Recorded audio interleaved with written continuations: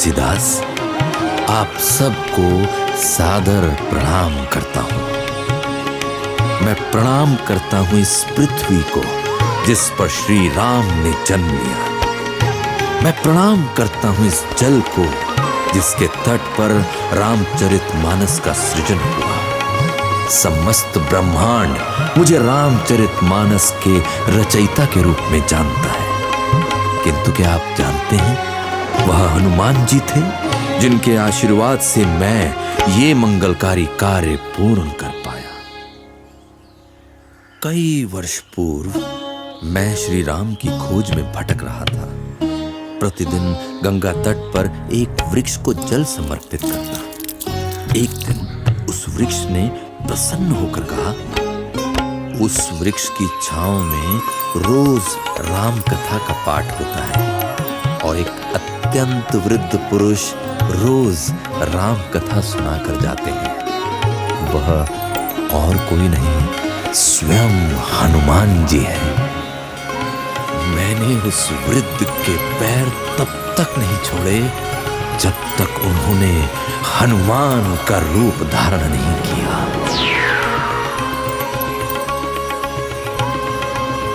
वह बोले, जा तुलसीदास, चित्रकूट की ओर प्रस्थान कर। वहां मंदाकिनी के पावन तट पर रामचरितमानस की रचना कर। चित्रकूट में मंदाकिनी के पावन तट पर स्थित अवधपुरी में रामनवमी के पावन दिवस पर रामचरितमानस का लेखन मैंने प्रारंभ किया।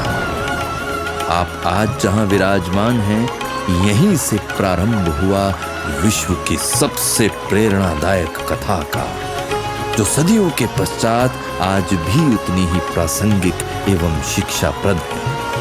आइए श्री राम की इस अनूठी कथा के दर्शन एवं श्रवण का आनंद लें। जय श्री राम।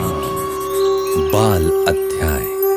राम भगति भूषित जिय जानी, सुनिहि सुजन सराहि सुबानी। मंगल करनी कलिमल हरनी, तुलसी कथा रघुनाथ की। गति कूर कविता सरित की, ज्यों सरित पावन पाथ की। प्रभु सुजस संगति भनिति भली, होई ही सुजन मन भावनी। भव अंग भूति मसान की, सुमिरत सुहावनी पावनी। शिव को, ब्रह्मा को मेरा नमन है। वाल्मीकि जिन्होंने इस दिव्य गाथा को पृथ्वी पर उतारा, उनको मेरा शत शत नमन है। राम के हर भक्त को मेरा नमन है। सरयू के पवित्र तट को मेरा नमन है।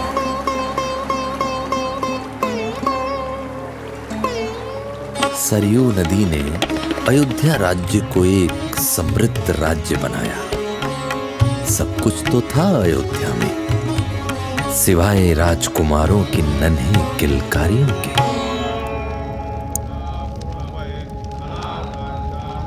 कई वर्षों की प्रतीक्षा के पश्चात गुरु वशिष्ठ की कृपा से अयोध्या के राजा दशरथ के घर में 4 दिव्य बालकों का जन्म हुआ। राम, लक्ष्मण, भरत एवं शत्रुघ्न। उनकी प्यारी अटखेलियों से पूरा राज्य झूम उठा। ठुमक चलत रामचंद्र, बाजत पैंजनिया। ठुमक चलत रामचंद्र।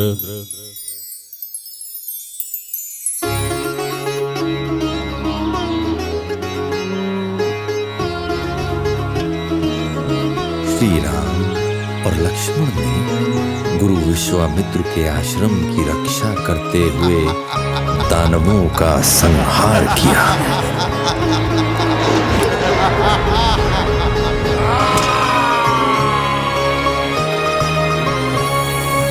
पत्थर बनी श्रापित अहिल्या को मुक्त किया।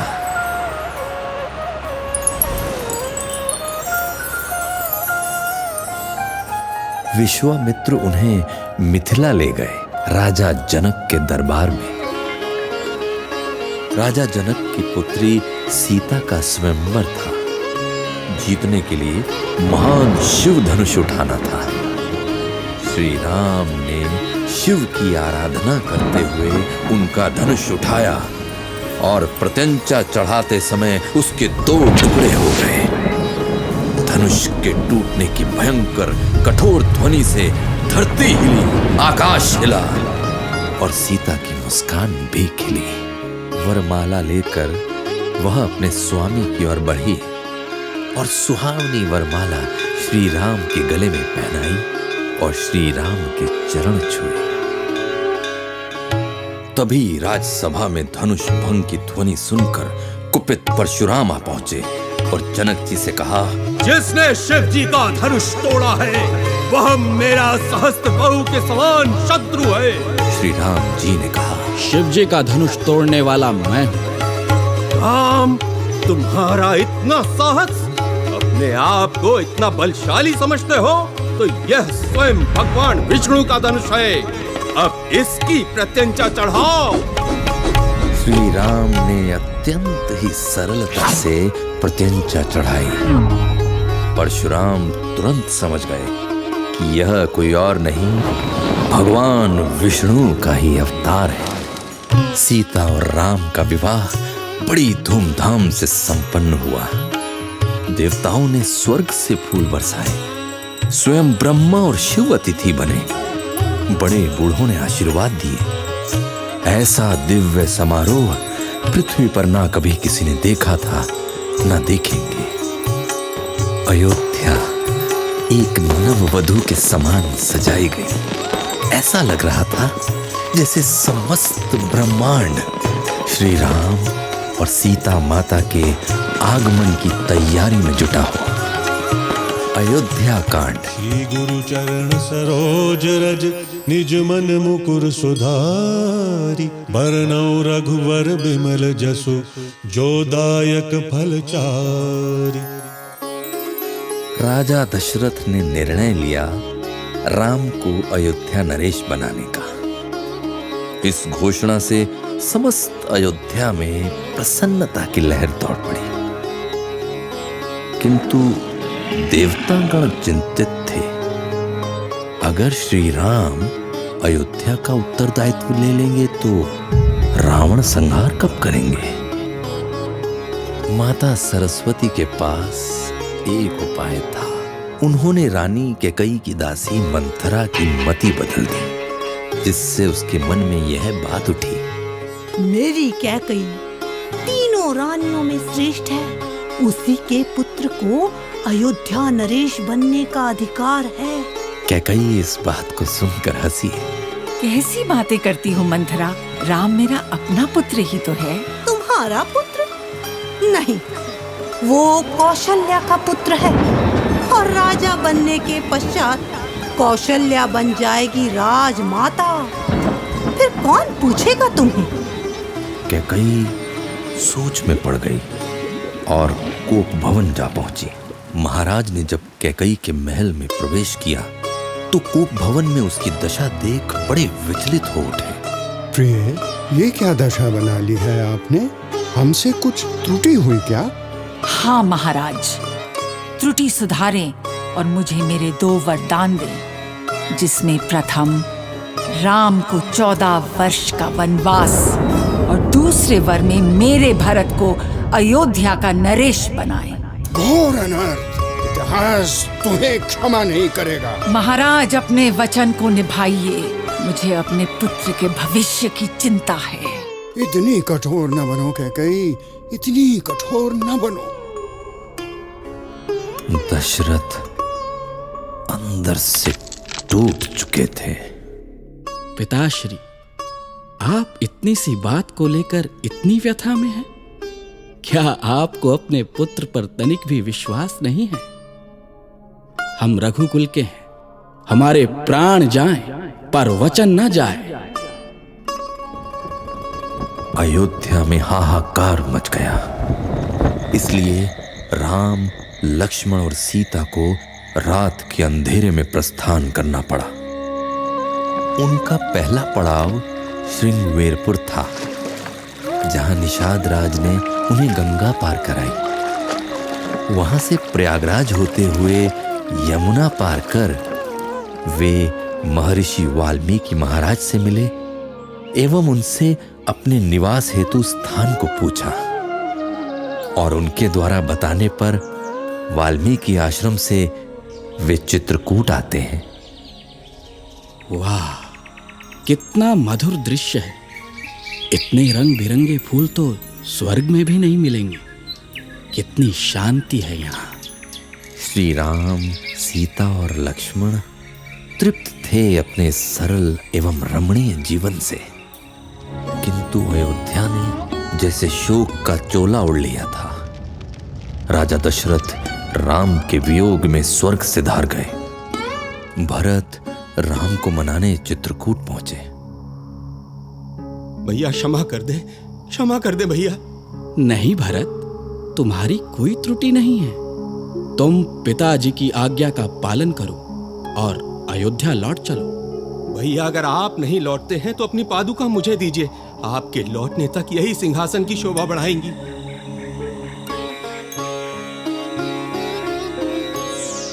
श्री राम की पादुका को अपने शीश पर रखकर भरत चित्रकूट से लौट चले।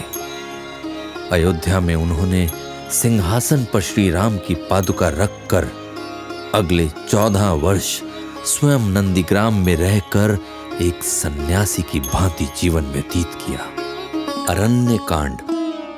श्री राम के वनवास का असली प्रयोजन कई जीवों का उद्धार करना है, अनेक मनुष्यों का जीवन सार्थक करना है। उन्हें यह भी आभास था कि यह वनवास एक महायुद्ध का उपक्रम है। सकल मुनि सन विदा कराई, सीता सहित चले दो भाई। अत्रि के आश्रम जब प्रभु गयो, सुनत महामुनि हर्षित भयो। गुरुवर अत्रि, गुरु माता अनसुया ने श्री राम का सप्रेम आदर सत्कार किया और पति पत्नी के प्रेम संबंध का सार सिखलाया। मुनि पत्नी अनसुया ने सीता जी को दिव्य वस्त्र एवं आभूषण प्रदान किए। खग मृग वृंद आनंदित रहहि, मधुप मधुर गुंजत छवि लहहि। शोभन बरनि न सक अहि राजा, जहां प्रगट रघुबीर बिराजा। वनवास के दौरान गुरु अगस्त्य ने श्री राम को दिव्य अस्त्र भेंट किए। एक दिन रावण की बहन शूर्पणखा पंचवटी आ पहुंची। राम का तेजस्वी रूप देख वह उन पर मोहित हो गई और श्री राम से विवाह करने का हठ कर बैठी। श्री राम विनम्रता से बोले, मैं विवाहित हूं।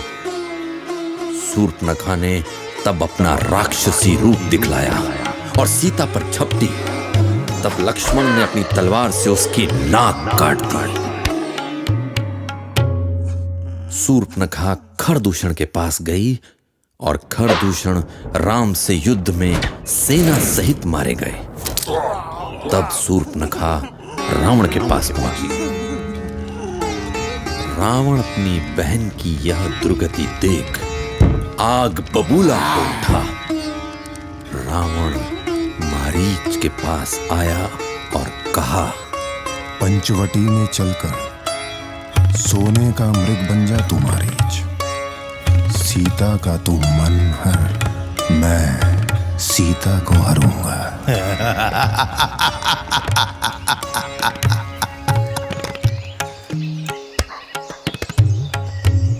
स्वामी, मुझे वो मृग चाहिए। जैसी तुम्हारी इच्छा प्रिय।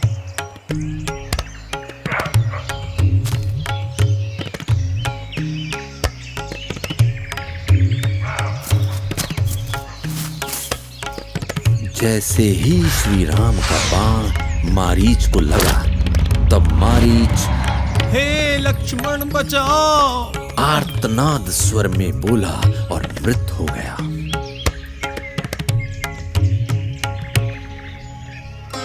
लक्ष्मण, मुझे आपके भैया की चिंता हो रही है। आप तुरंत उनके पास जाएं। लक्ष्मण ने एक रेखा खींची और कहा, इसके पार न जाना भाभी।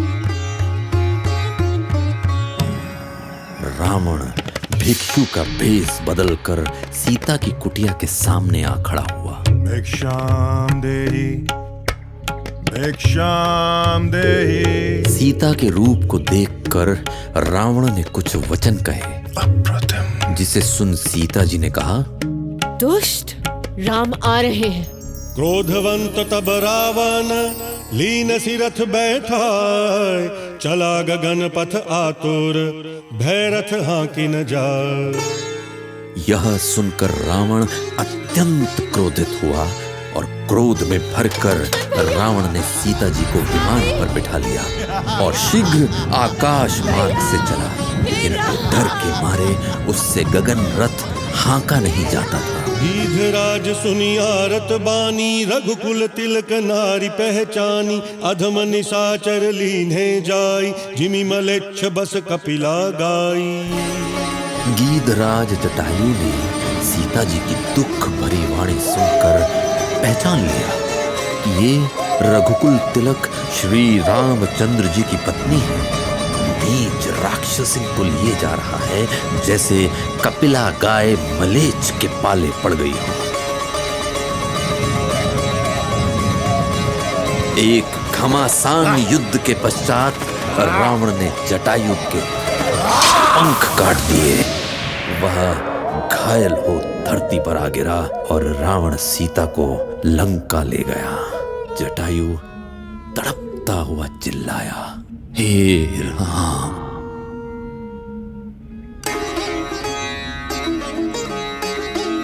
श्री राम सीता के विरह में वन में पशु पक्षियों से भी पूछ रहे हैं, हे खग मृग, हे मधुकर श्रेणी, तुम देखी सीता मृग नैनी। खंजन सुक कपोत मृग मीना, मधुपन कर कोकिला प्रवीणा। हे पक्षियों, हे पशुओं, हे भौरों की पंक्तियों, तुमने कहीं मृगनयनी सीता को देखा है? खंजन, तोता, कबूतर, हिरण, मछली, भौरों का समूह, प्रवीण कोयल। राम वन में सीता को खोजते हुए शबरी के आश्रम पहुंचे। शबरी ने जब श्री राम से पूछा, मैं तो निचली जाति की हूँ स्वामी, क्या मैं आपकी भक्त कहला सकती हूँ? राम ने नवधा भक्ति का उपदेश देकर कहा, सोई अतिशय प्रिय भामिनी मोरे, सकल प्रकार भगति दृढ़ तोरे। जोगी वृंद दुर्लभ गति जोई, तो कहूँ आज सुलभ भई सोई। हे भामिनी, मुझे वही अत्यंत प्रिय है जिसमें सभी प्रकार की भक्ति दृढ़ है। जो गति योगियों को भी दुर्लभ है, वही आज तेरे लिए सुलभ हो गई। शबरी ने राम को बताया, आप आगे पंपा सरोवर जाएं, वहां वानरों के राजा सुग्रीव सीता की खोज कराएंगे। किष्किंधा कांड। आगे चले बहुरी रघुराया, ऋष्यमूक पर्वत नियराया। तह रह सचिव सहित सुग्रीवा, आवत देखी अतुल बल सीवा। श्री रघुनाथ जी फिर आगे चले। ऋष्यमूक पर्वत निकट आया। वहां मंत्रियों सहित सुग्रीव रहते थे। अतुलनीय बल के स्वामी श्री राम और लक्ष्मण को देख सुग्रीव ने हनुमान को भेजा। हनुमान जी ब्राह्मण रूप धारण करके श्री राम एवं लक्ष्मण से मिले। और श्री राम जी के वास्तविक रूप को पहचान गए। श्री राम के जब दर्शन हुए, क्या दिव्य क्षण था वह। मेरा समस्त जीवन मात्र इसी क्षण की प्रतीक्षा में था। हनुमान जी श्री राम एवं लक्ष्मण को सुग्रीव के पास लाए। श्री राम की सुग्रीव से मित्रता हो गई। श्री राम ने बाली का वध कर सुग्रीव को किष्किंधा राज्य सौंपा।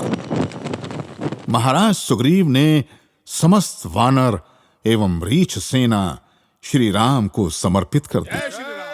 जय श्री राम की गूंज समस्त सेना में गूंज उठी।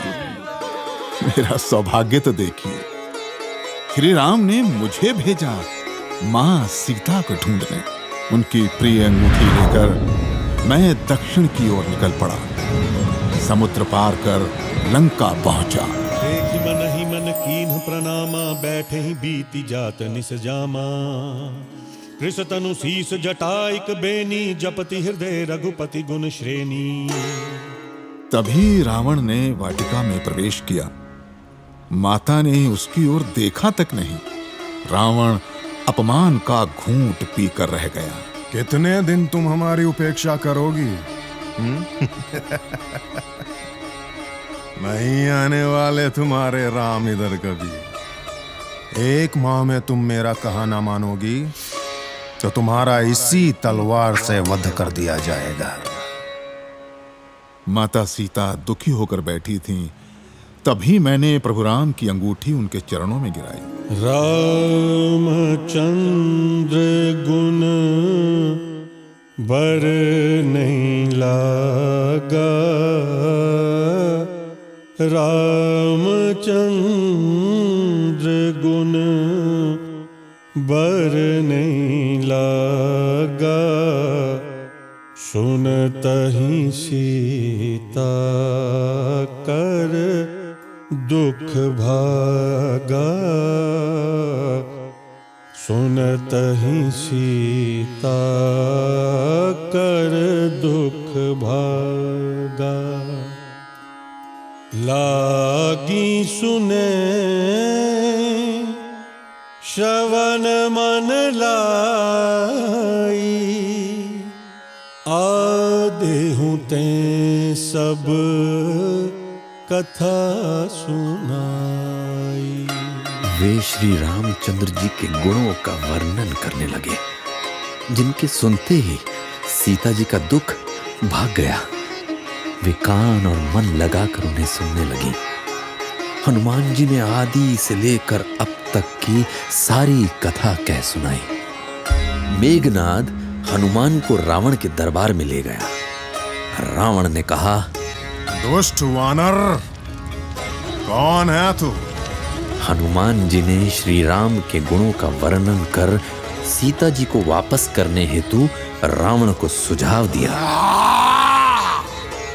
तू ऐसे नहीं मानेगा। आग लगा दो इस दुष्ट की पूंछ को। रावण ने मेरी पूंछ में आग लगवा दी।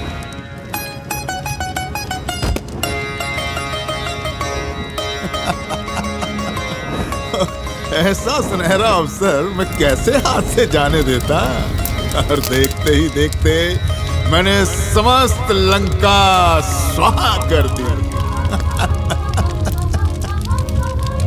और मैं माता सीता से चूड़ामणि लेकर प्रभु राम के पास वापस आ गया। चलत मोहि चूड़ामणि दीनी, रघुपति हृदय लाए सोई लीनी। चलते समय माता सीता ने अपनी चूड़ामणि उतार कर मुझे दी। श्री रघुनाथ जी ने उसे लेकर मुझे अपने हृदय से लगा लिया। श्री राम के आदेश अनुसार समस्त सेना समुद्र तट पहुंची। नील एवं नल के प्रयास से श्री राम नाम के पत्थरों से पुल बना। लंका कांड। नाथ बयरु की जेता ही सो, बुद्धि बल सकिय जीति जाही सो। तुम ही रघुपति अंतर कैसा, खलु खुद्योत दिन करहि जैसा। हे नाथ, वैर उसी के साथ करना चाहिए जिससे बुद्धि और बल के द्वारा जीत सके।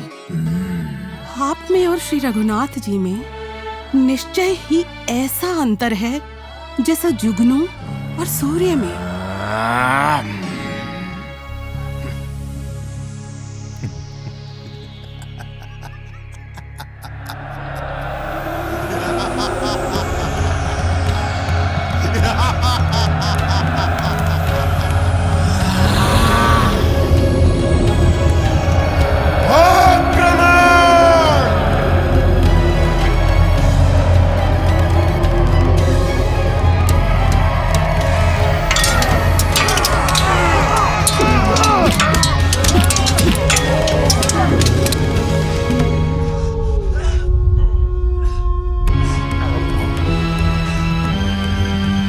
रावण पुत्र मेघनाद के बाण से लक्ष्मण मूर्छित हो गए।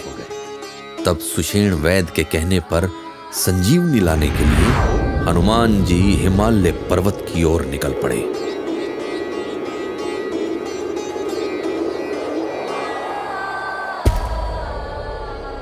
बूटी ना मिली तो सारा पर्वत ही उठा लाए केसरी नंदन। जय श्री राम, जय श्री राम, जय श्री राम। लीजिए स्वामी। वैद्यराज सुषेण ने संजीवनी बूटी से लक्ष्मण का उपचार किया और लक्ष्मण उठकर बैठ गए।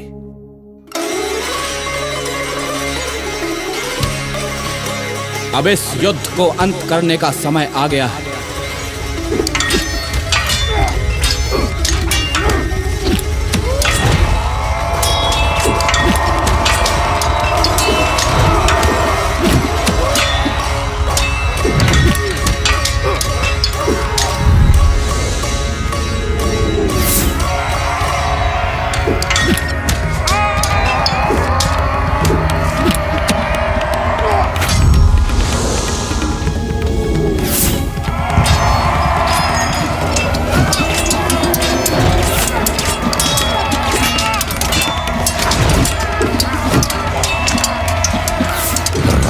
दशानन था, जितने सिर काटो उतने ही वापस आ जाते।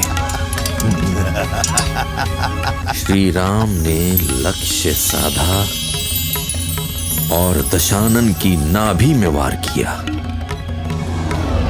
और अंत हो गया लंका नरेश रावण का।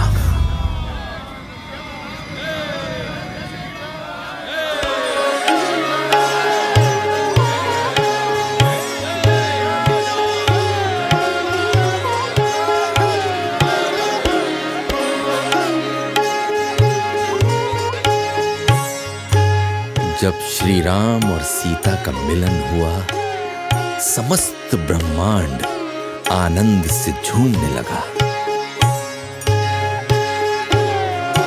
सीते, स्वामी,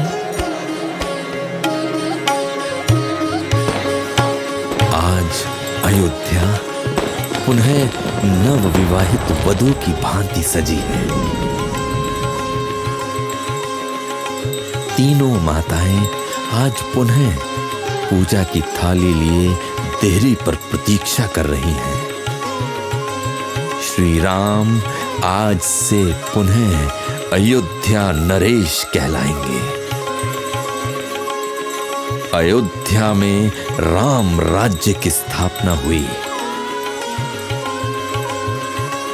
विश्व को मर्यादा पुरुषोत्तम के रूप में श्री राम के दर्शन हुए।